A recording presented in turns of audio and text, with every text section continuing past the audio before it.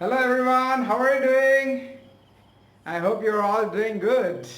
I am Mahesh, your physics teacher, and you're watching me on SMR Online Physics. I was just looking at this problem. Can I do that? If yes, that's always good and great.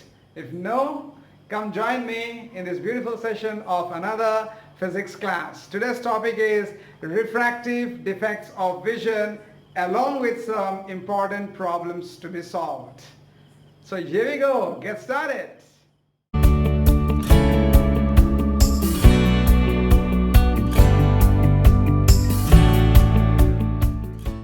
Let's find out what is the power of accommodation of a healthy human eye, right? That's the question all about, my dear. So let me show you how you can solve it very easily. You just visualize it. This is your eye. Simple. That's it. That's your eye lens hold on to by ciliary muscles. That's good and great. It's mentioned that the focal length of the human eye lens is generally around 2.5 centimeters. So the back surface of the eyeball, which is actually a very sensitive film called as retina, is actually the screen of the human eye. So this is my screen, right?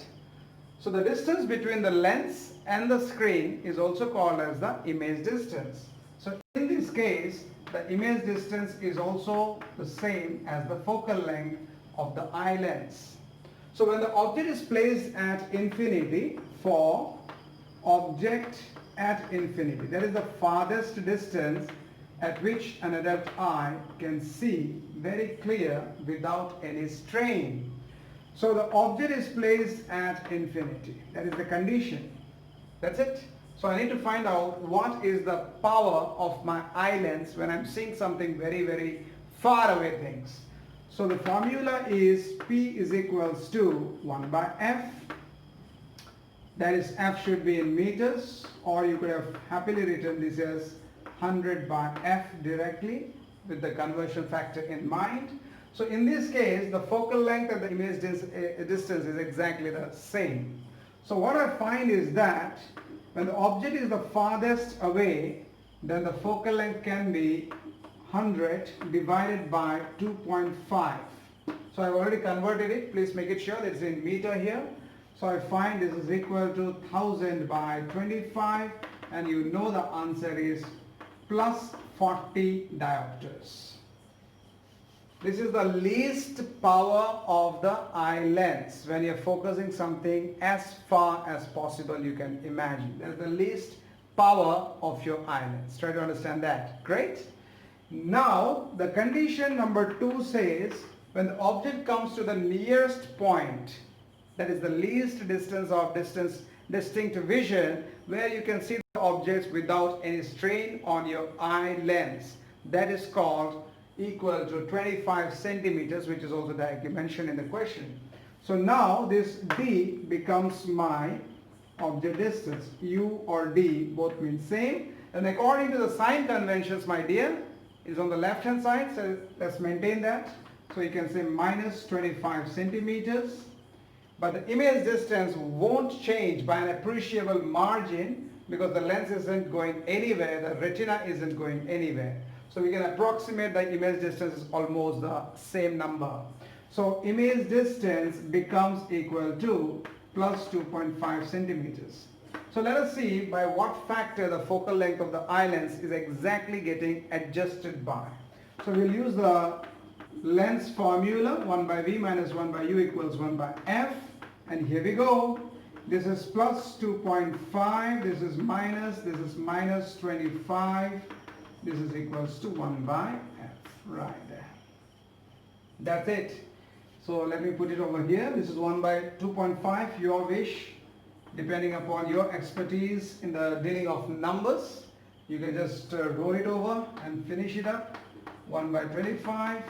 So I find it's very comfortable to see it's 11 by 25 over there. And that's, you find F is 25 by 11 centimeters. Crystal clear. You guys can definitely do that, right? So hence the power of the lens is equals to 100 by f. So I'm going to get it like 100 into 11 by 25. So hence my answer is 44 diopters. That is the maximum power of your eye lens. When the object is at the most minimal distance from your eye, that is at 25 centimeters. So the power can go up to 44, the least can be 40. So we generally say the power of accommodation, of human eye is around plus or minus 4 diopters. I think you can clearly see that. That is how much your eye lens can exactly adjust. Hope you got me right. We'll get started with refractive defects of vision. समझ आ गया? Yeah. There are lots of people suffering from these defects of vision for plenty of good reasons, okay? Maybe it's because of diet, you never know that. But we'll talk about the biological reasons as mentioned in all the books, right? So why do we have these defects of vision? These are not like diseases. Let me make it very clear. These are not like diseases which you can get cured of. They're generally corrected, okay? So these defects of vision can arise because of any part of your eye getting affected genetically, or maybe accidentally, or maybe because of a poor diet. Alright? So these are generally called as refractive defects of vision. Means the eye is unable to focus the light rays onto the retina just like a normal healthy eye. So when the light rays will not focus on the retina, the image processed by your brain will be naturally a blurred one. And that is how we get these defects of vision, for which lenses come into help. So let's get started with the first defect of vision, which is also technically called as myopia, or the person is suffering from myopic vision, right? Also it has got two other names for it which also help us to remember what exactly is the defect. It's also known as short-sightedness or near-sightedness. So what does it exactly mean? Let's get on with it. Number one, myopia, or can be remembered better as short-sightedness. So whenever you talk to people in day-to-day life, you'll find that the person says, I'm suffering from sight problems, or short sight. Rarely anyone says, and forget about this term called myopia. Nobody says that I am myopic in day-to-day life. This is like a medical terminology. What exactly is myopia and how can I understand and remember it better?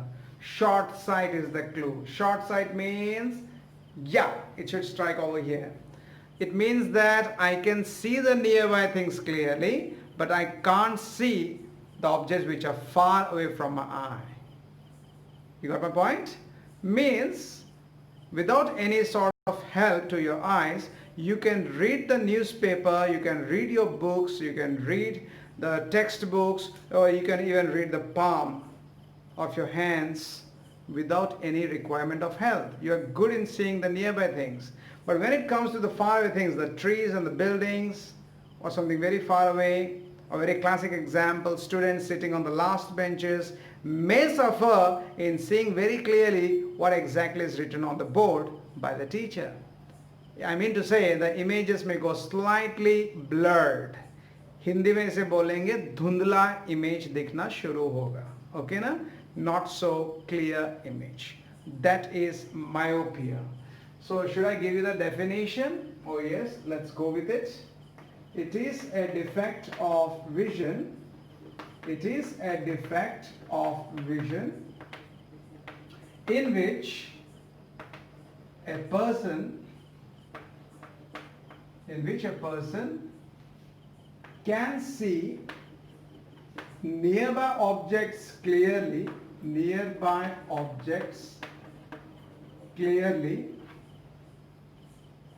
but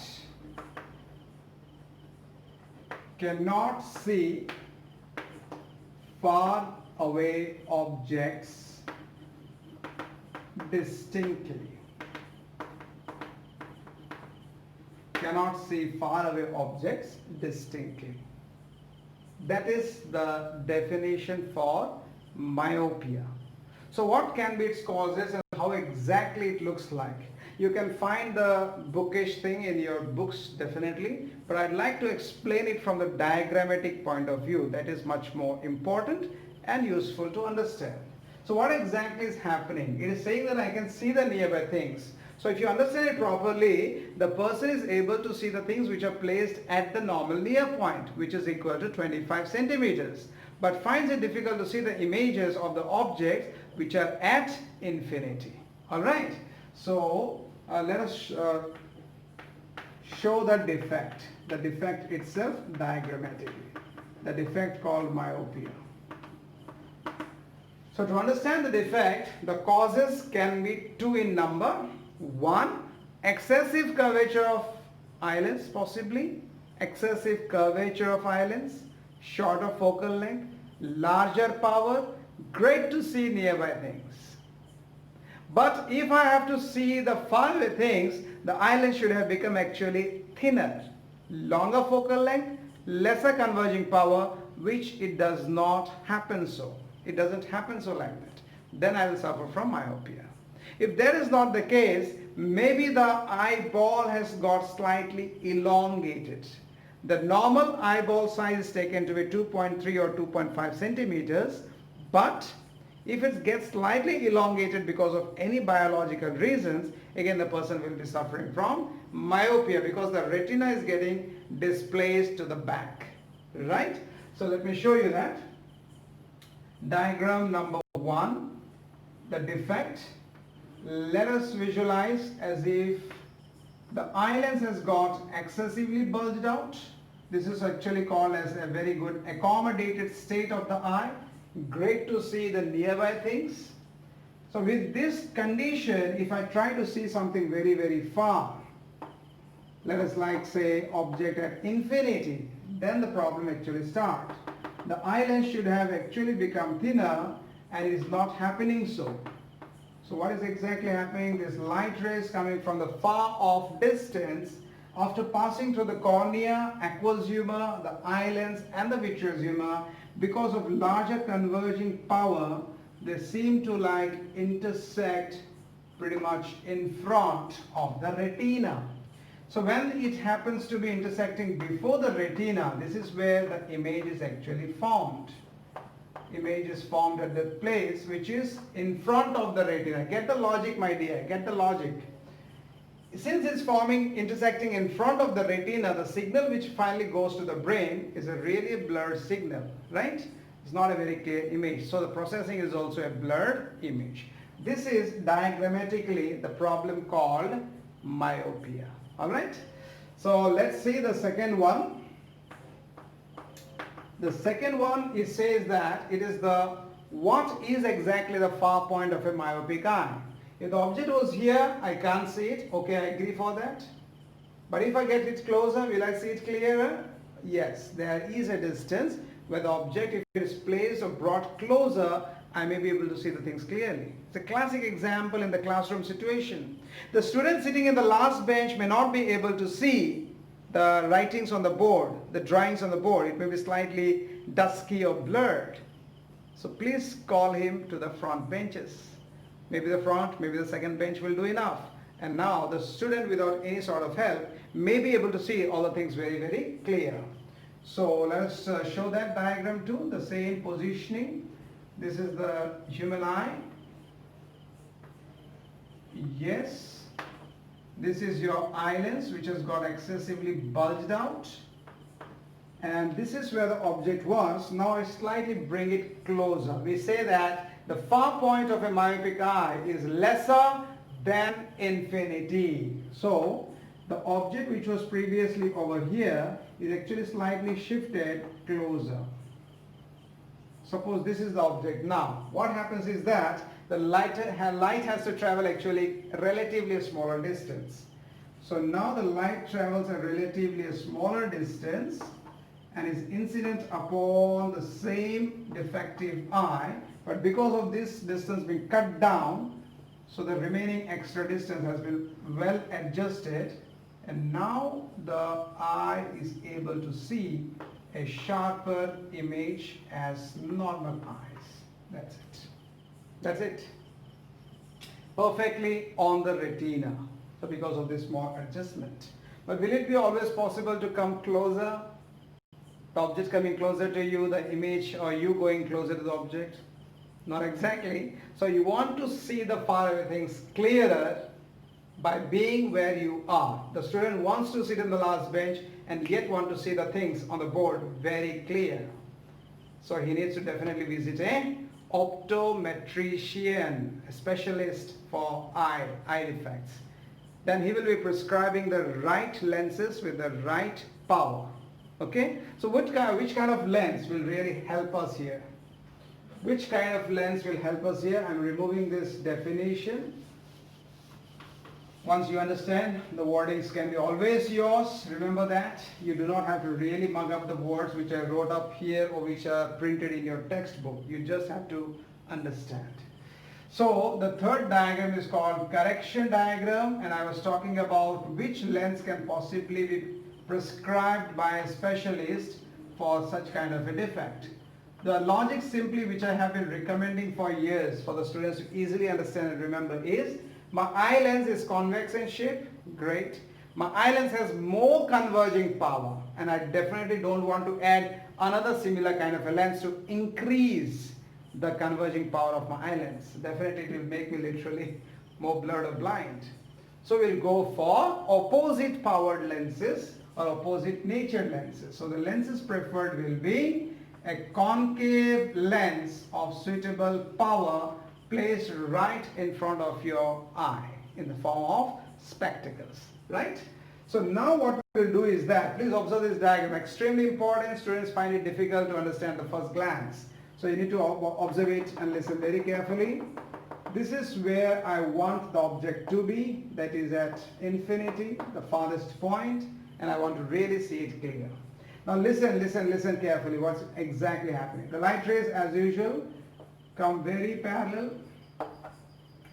This happened in my first diagram also. They came very parallel, but there was nothing to obstruct here. But now there is something to really obstruct, I can say, like it is going to now diverge the light rays, and these diverged light rays, depending upon the extent of my defect, you see that there is a divergence in the light rays. Those diverged light rays will be now converged by my cornea, eye lens, and the entire system. So this small amount of adjustment is really perfect, so that yes, the image is now well formed on the retina.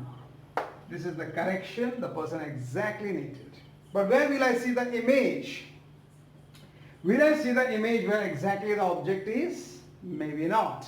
So those who have really been wearing this kind of lenses, I myself am a myopic, so I really understand what was the first day when I got these lenses for myself. There is a small shift in the distances. So that can be easily shown by taking this point up. So this image actually forms. When you produce those diverged light rays, you find that they do not exactly meet. They do not exactly meet where the object is, but they exactly meet somewhere closer. So this is where the image is formed, and this image is formed at my own far point, that is lesser than infinity. So this is your object, and this is where the image actually forms out. I hope you got me. Let's back up the understanding of myopia with this simple example. What exactly is the problem and how can you really solve it out? Find the power of the lens required to correct a myopic eye which has a far point at 1 meter. Remember, the far point of a normal healthy adult eye is taken infinity, but the myopic eye in the question has a far point of 1 meter. So let me make you understand perfectly what exactly these numbers mean with the help of a simple diagram. So when you're dealing with the eye, something like this is your eye lens, this is your ciliary muscles, all good and great. You have the correction lens, that is a concave lens, and this is the object. The object for the correction not mentioned in the question means you're going to correct it for object at infinity. So the light rays coming from object at infinity passes through this concave lens. That's it. And now the lens actually diverges the light rays and makes the light rays to focus perfectly onto the retina. Is that okay? Good. But just now I showed you that these light rays, when produced backward, they do not exactly coincide, because these are the light rays which actually came from the object, but they do not exactly coincide where the object is. They coincide slightly closer, and I told you this is the image. So if this distance is your object distance, which is taken as infinity, then this distance should be your image distance V. So V in this case, my dear, is 1 meter. Got my point? That is the far point of the myopic eye. So since it's on the left side, minus 1 meter. So our job is to find out what is the focal length of this lens required. Then we can definitely find out the power. Now the question is very, very clear, I suppose. So let's move on. 1 by V minus 1 by U equals 1 by F. So we get these numbers here. This is 1 by minus 1. This is infinity. This is going to be 0. So F is equals to, how much, my dear? Minus 1 meter. I'm not changing that into centimeters because I remember for calculating power, the focal length has to be in meters.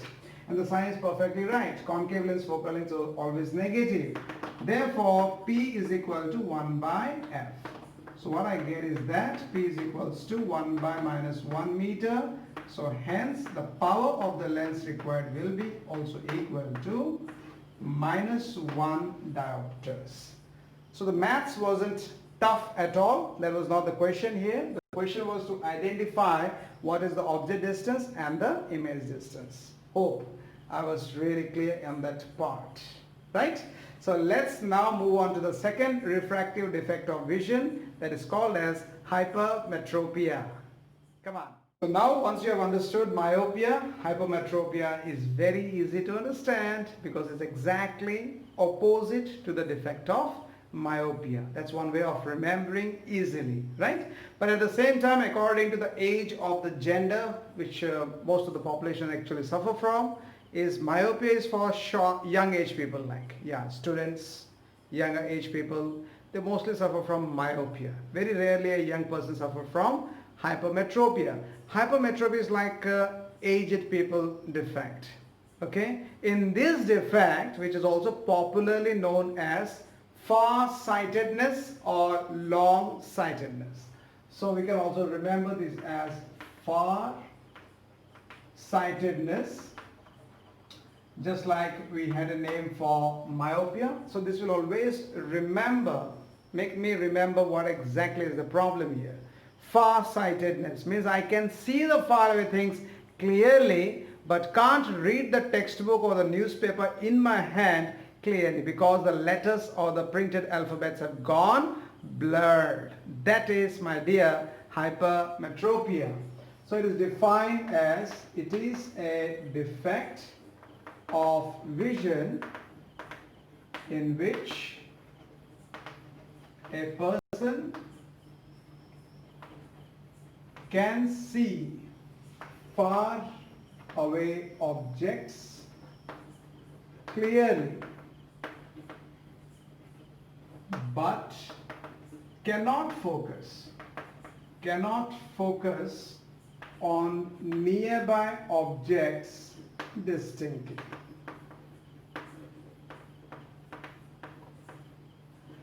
Right? He cannot focus on the nearby objects distinctly. So in this case, the causes probably are exactly opposite to that of myopia. Means the eye lens has become actually thinner. Thin eye lenses, longer focal length, lesser converging power, good to see the faraway things. That's the point. But cannot help me to see the nearby things if the lens does not really change its shape and size and bulge out. And that is what the cause can be. If that is not the cause, then the other cause probably can be shortening of the eyeball. The retina comes slightly closer, and hence the image distance gets affected, and the image seems to be forming like behind the retina, as I will show you with the help of my diagrams. Number one, the defect itself. The defect itself, let us know how the defect actually looks like really from the diagrammatic point of view. So this is your eyeball, this is your eye lens, let us say it's become thinner. It's a very good state called unaccommodated state. Ciliary muscles are relaxed, and you are trying to see something nearby. Nearby in the sense it is like equal to the distance that is called the normal near point, 25 centimeters. So if the object is placed at 25 centimeters, you find that the light rays which actually travel really a short distance, they always come in a diverging fashion, and now the eye lens, the system of the eye, has to really focus it on the retina. For that, the eye lens should have actually bulged out, and that is not happening. So hence the light rays seem to be meeting somewhere behind the retina. That's purely visual, imaginary, you can understand that. What's happening on the retina is very, very important for us, and it shows that the image is actually blurred. The image is actually blurred image because the focus on the retina did not exactly happen. Okay? So now what can I do best? What is the second best thing we can see about is what is the near point of a hypermetropic eye? And what condition, what would be your immediate suggestion to make this person actually see the things clear? So if I can't see it clearly at 25 centimeters, then I'd like to do a self-experiment. Just push the object a bit back, greater than 25. Maybe it will help me to see. So let us try it out. This is how it exactly looks like in terms of diagram. So this is it, the eye lens. The object was previously over here. I couldn't see that perfect. So I push in the object a bit back. So let us say the object is somewhere here now. That's it. So now the light rays will travel a bit extra distance. Eye lens already has a lesser power. So this divergent beam of light incident upon my cornea will be again converged by my system of the eye, and that small distance has been perfectly adjusted, and now the image is formed sharper.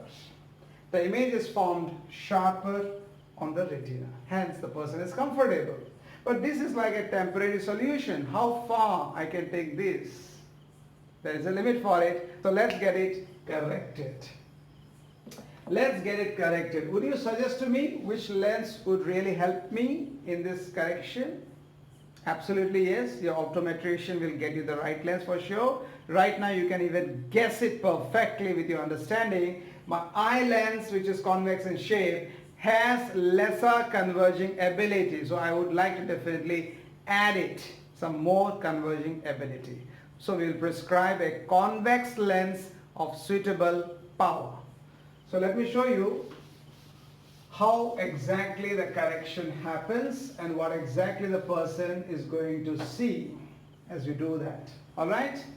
So at the same place, I draw my eyeball. Keep focusing dear, keep focusing.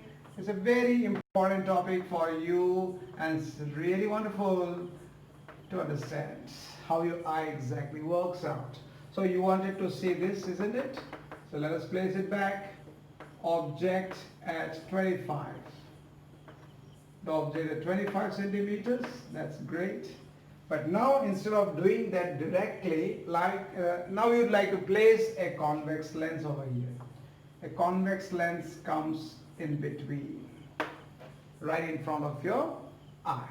So now the divergent beam of light rays coming from the object now are incident upon the eye lens, the convex lens, and the convex lens by nature is going to converge it, and that amount of adjustment is now perfect for the person to see a very sharp image. That is a small adjustment done. I hope you understand that. But now again you see the trick. This light rays when produced backward, they actually meet somewhere back. So how far they should actually meet? Yes, they should be meeting here. This is exactly how it will look like. They happen to meet somewhere at its own near point. This meeting point is the hypermetropic eye's own near point, which is generally said as more than 25 centimeters.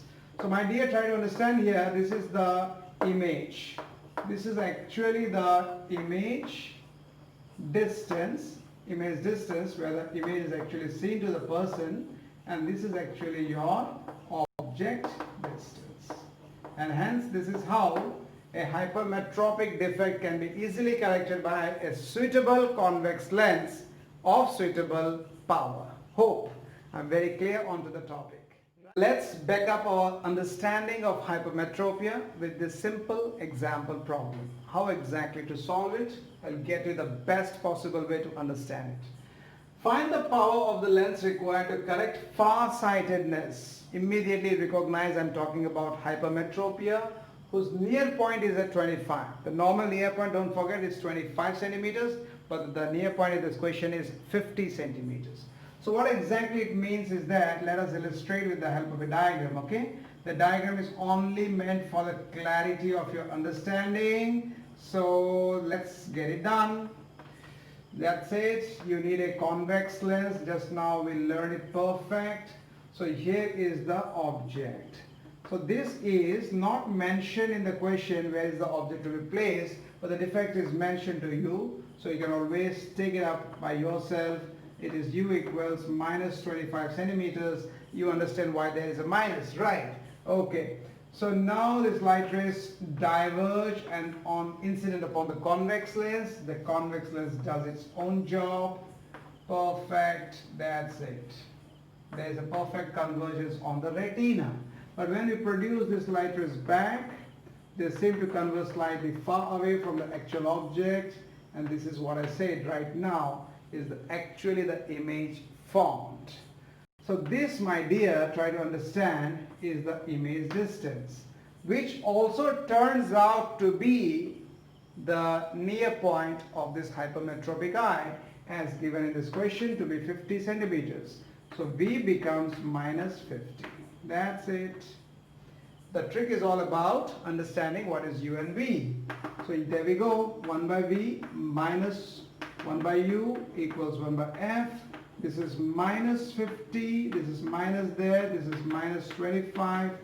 This is 1 by F. Right. So you can quickly see over there it's minus 1 by 50 plus 1 by 25. You people are smart enough to solve it pretty fast. Minus 1. This is 2. That's it. So F is equals to 50 centimeters. Is it good? Focal length size positive for convex lens. That's what you get. Therefore, I write it over here for better clarity. The power of the lens required for correction of the defect is 100 by 50. You understand why it happened to be the 100 over there, right? So hence the answer is plus 2 hours. That's it. There's a way always to solve hypermetropia based problems. Hope I'm clear. So by seeing this diagram, do you recognize something in real life? You have seen people wearing spectacles, so not a great diagram of the spectacles, but the point what I want to put it forward is clear, I suppose. You have seen aged people, particularly your grandparents possibly, your aged father possibly. Yes, wearing such kind of spectacles where there is an arc at the bottom of the spectacles. This is a special kind of a spectacle lenses which is actually given for people who are suffering from the third defect of vision, that is called presbyopia. So the defect is called presbyopia, and the primary cause why a person will have presbyopia is the natural aging process. As we grow on older and older, day upon day. The ciliary muscles may become weaker, the eye lens may lose its flexibility to adjust, and thus we go. The person finds it difficult to see the nearby things clearly. He also finds to see the far away things to see clearly. Means both the near vision and the far vision have gone completely blurred. So the doctor will be prescribing such kind of lenses. This is only for you, dear. I have drawn it there. This is called bifocal lenses. This is called bifocal lenses. Right? Bifocals. Bi means two.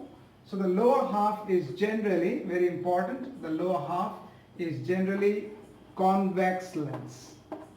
To read your newspaper, to read the books, you just have to focus your eyesight through this lower half, and the upper half, this is your concave lens to see the far away things clear.